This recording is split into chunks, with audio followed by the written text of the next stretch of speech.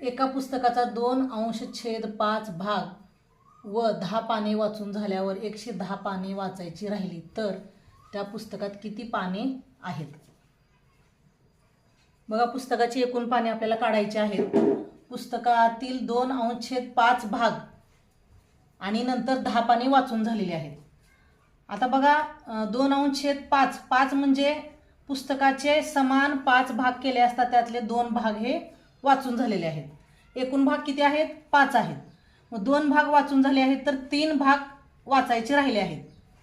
मग आता 3 भागामध्ये काय येणार की ही 10 पाने आणि 110 पाने, म्हणजे ही वाचलेली 10 पाने आणि वाचायची 110, यांची आपण बेरीज केली असता 120 पाने होतात.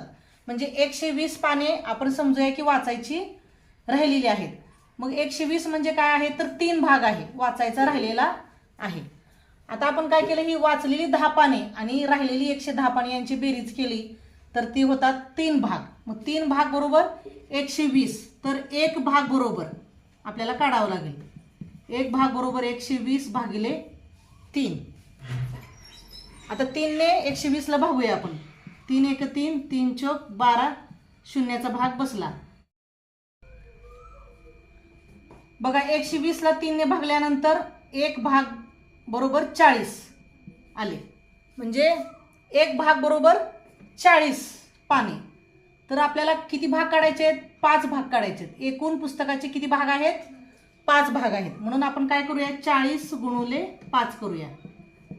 बघा, 5 ने 0 ला गुणलं 0, 5 4 20, 5 चौक 20, म्हणजे 205 भाग म्हणजे 200 पाने उत्तर आले. बघा, आपण काय केलं की एकूण भाग किती आहेत पुस्तकाचे? 5 आहेत. वाचलेला भाग आहे 2/5 आणि 10 पानं वाचलेली आहेत. परंतु आपण आपल्या सोयीसाठी काय केलं, हे 10 पाने आणि 110 पाने यांची बेरीज केली आणि 120 पाने वाचायची राहिली असं आपण समजलं. मग 120 पानं म्हणजे 3 भाग आहेत. 3 भाग, 5 मधून वाचलेली 2 भाग गेले, 3 भाग राहिले. मग 3 भाग म्हणजेच 120 पानं आहेत. मग आता त्यासाठी आपण 120 ला 3 भागलं म्हणजे 1 भाग पानं आपले निघाली, म्हणजे 40 पाने निघाली. मग एकूण पुस्तकाचे किती भाग आहेत? समान 5 आहेत. म्हणून 40 ला आपण 5 न गुणलं, उत्तर आलं 200, म्हणजे पुस्तकामध्ये एकूण 200 पाने आहेत. म्हणून पर्याय 1 हे उत्तर येते. 2/(* अधिक 1/(* बरोबर 1 असल्यास स्टारच्या जागी कोणता अंक येईल? बघा, आता इथं बघा, 2/* अधिक 1/* आपल्याला दिलेला आहे आणि उत्तर पण दिलेलं आहे 1. आता इथं बघा, छेद समान आहेत. दोन्हीकडे स्टार आहे म्हणजे दोन्ही स्टारची किंमत 1 आहे, म्हणजे छेद समान आहेत. ज्यावेळेस छेद समान असतात तेव्हा अंशाची बेरीज होते. मग काय होतं, 2 अधिक 1/* बरोबर 3/* आले. मग आता इथं उत्तर 1 आलेलं आहे. उत्तर 1 आलं आहे म्हणजे इथं छेदामध्ये 3 हा अंक असला पाहिजे, तेव्हा आपल्याला उत्तर 1 येईल.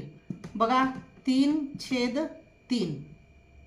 3 1 3, 3 1 3, म्हणजे उत्तर आले 1. 3 ने 3 ला भागल्यानंतर उत्तर 1 येते, म्हणून इथं स्टारच्या जागी काय येते? 3 येते. स्टारच्या जागी काय येते? 3 येते. म्हणून स्टार बरोबर 3 हा अंक येतो, म्हणून पर्याय 3 हे उत्तर येते.